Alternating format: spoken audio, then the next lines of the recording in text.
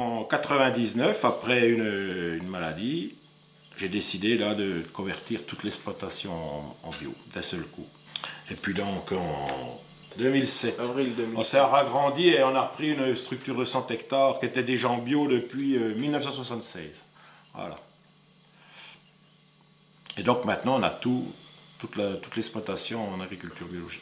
Qui nous a donc converti, enfin qui nous a poussé à nous convertir, c'est principalement les suites de la vache folle. On n'avait plus de granulés d'acheter du commerce et puisque soi-disant à ce moment-là l'erreur venait des marchands d'aliments qui nous avaient mis des produits carnés dans les aliments des vaches, on a donc décidé de ne plus acheter d'aliments du commerce et on s'est mis à utiliser tout ce qu'on avait sur l'exploitation.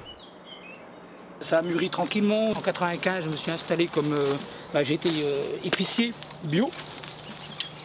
Et puis petit à petit, j'ai voulu produire mes propres légumes parce que voilà, je savais exactement ce que je sortais de mon champ, etc. Je voulais être autonome.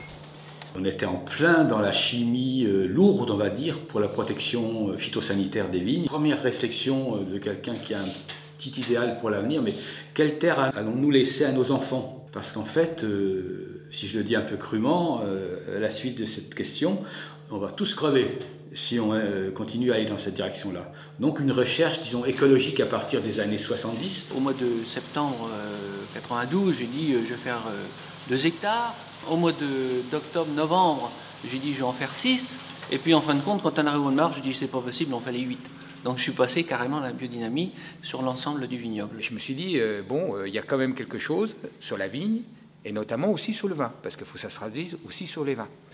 Et donc j'ai embrayé et j'ai mis une de mes vignes en biodynamie, parce que j'avais la même démarche que Jean-Pierre en disant, si tu t'impliques, il faut t'impliquer totalement, en commençant par une vigne.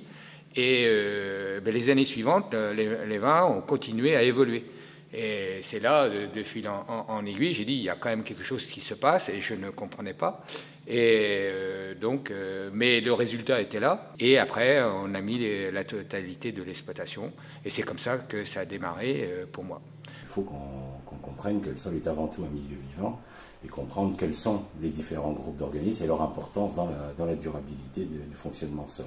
La science, c'est en fait les agriculteurs qui la font à l'heure actuelle. C'est eux qui développent, qui cherchent. Il n'y a pas de primauté dans la recherche, elle n'appartient pas à une élite de la pensée. Un agriculteur, un viticulteur se devrait même de rechercher pour faire évoluer, pour qu'on puisse faire converger les idées, pour aller vers quelque chose de meilleur.